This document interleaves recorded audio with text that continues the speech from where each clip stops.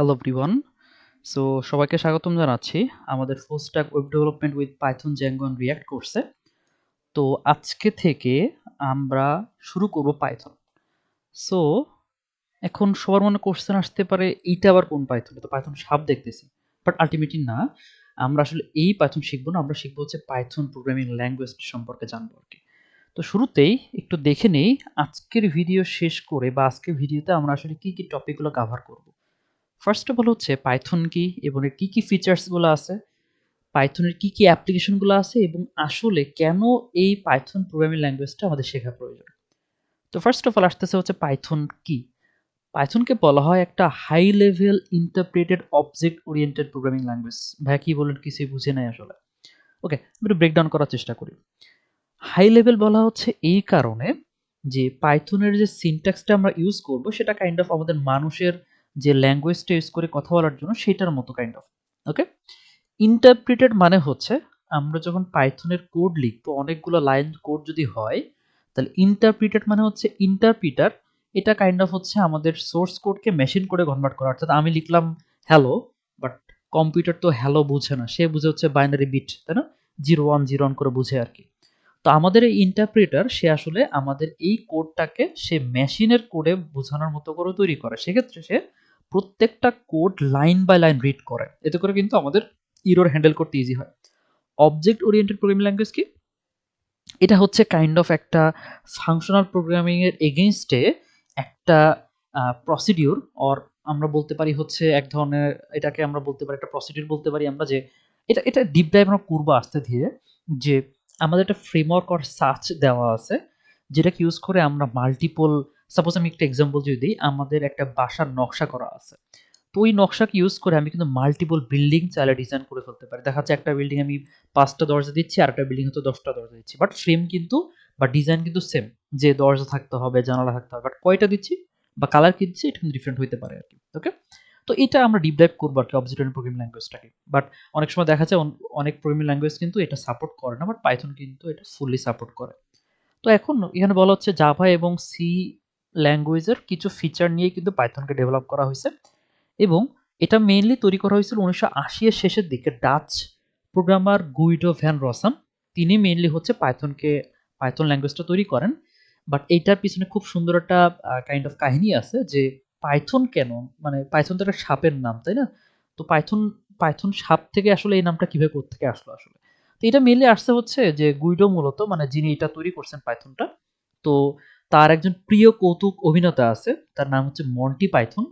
তো তার ওই প্রিয় কৌতুক অভিনেতার নামকরণে সে এই প্রোগ্রামিং ল্যাঙ্গুয়েজের নাম রাখছে হচ্ছে পাইথন। ওকে, তো আমরা একটু ডিপ ডাইভ করি যে সি প্রোগ্রামিং ল্যাঙ্গুয়েজে আমি যদি হ্যালো ওয়ার্ল্ড লিখতে চাই, তাহলে দেখা যাচ্ছে include std.h, include main, print, return 0, দেন কার্লি ব্র্যাকেট ক্লোজ। জাভাতে যদি লিখতে চাই তাহলে একটা অবজেক্ট ওরিয়েন্টেডের একটা সিনট্যাক্স লেখার প্রয়োজন পড়ে, যে পাবলিক ক্লাস, দেন হচ্ছে hello world, static void, print, এটা। বাট পাইথনের ক্ষেত্রে আমরা যে লিখতে চাই সেক্ষেত্রে আমরা ডিরেক্ট লিখতে পারি Python hello world, just print hello world. Print কিন্তু আমাদের ডেইলি লাইফের একটা জিনিস, অর্থাৎ আমরা কিন্তু ইংলিশ ল্যাঙ্গুয়েজে শিখি প্রিন্ট, তাই না? তো এটা কিন্তু ডিরেক্ট এটা ইউজ করতে পারতেছি, দ্যাটস এটাকে বলা হয় হাই লেভেল ল্যাঙ্গুয়েজ।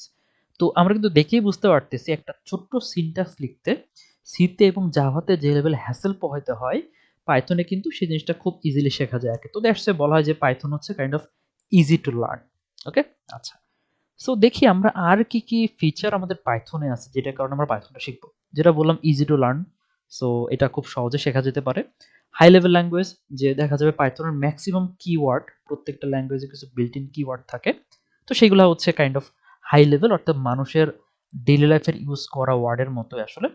ইন্টারপ্রেটেড, অর্থাৎ মাল্টিপল লাইন কোড যদি আমরা লিখি, সেক্ষেত্রে পাইথনের যে ইন্টারপ্রেটার সে লাইন বাই লাইন কোডকে রিড করে এবং কোনো ভুল পেলে আমাদেরকে খুব সুন্দর করে সাজেশন দেয় যে এই লাইনটা ভুলটা হচ্ছে।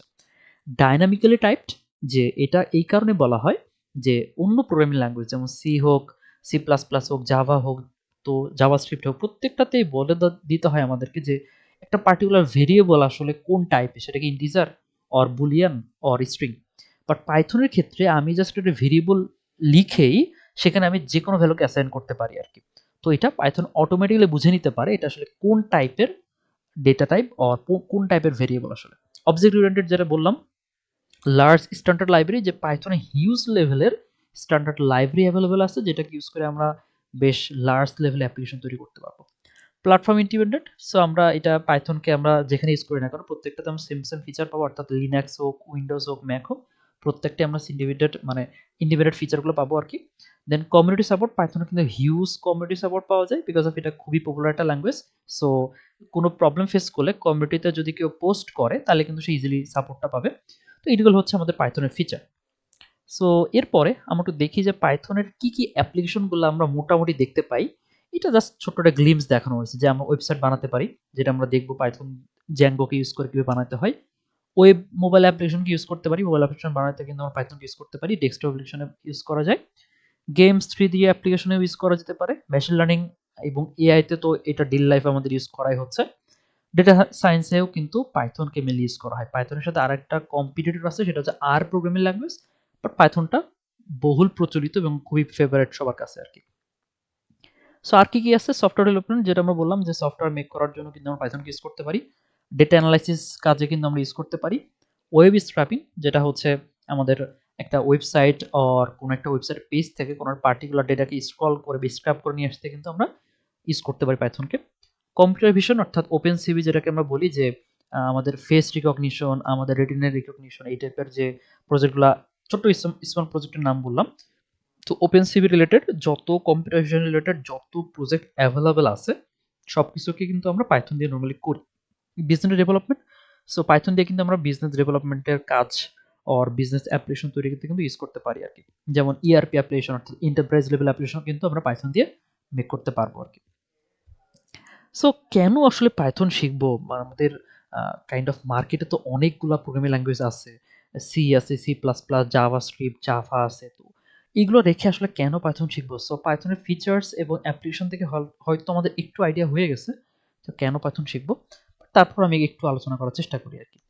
তো ফার্স্ট অফ অল হচ্ছে স্যালারি এবং ক্যারিয়ার অপরচুনিটিস। এটা আমরা সবাই চিন্তা করি যে পাইথন শিখলে আসলে আমার salary opportunities or career opportunities কেমন থাকবে? অবভিয়াসলি ভালো থাকবে। কারণ Google, Facebook, Amazon, Netflix, IBM, নাসার মতো যে টেক জায়ান্ট জায়গাগুলো আছে সবখানে কিন্তু পাইথনকে ইউজ করে। তাই শুধুমাত্র পাইথন ইউজ করে ব্যাপারটা এমন না। অ্যাডিশনাল হিসেবে অর্থাৎ অন্য প্রোগ্রামিং ল্যাঙ্গুয়েজের সাথে অ্যাডিশনাল হিসেবে কিন্তু তারা পাইথনকে ইউজ করে আরকি। সো এটা একটা বিগ অপরচুনিটি যে কেউ যদি পাইথনে খুব বেশি লেভেলে এক্সপার্ট হইতে পারে, সে কিন্তু চাইলে এই জায়গাগুলো যেতে পারে। বাট শুধুমাত্র পাইথন শিখে হবে না, আরো অ্যাডিশনাল জিনিস লাগবে। বাট এই জায়গাগুলোতে পাইথন ইউজ করে সেটাকে মিন করতেছি আসলে।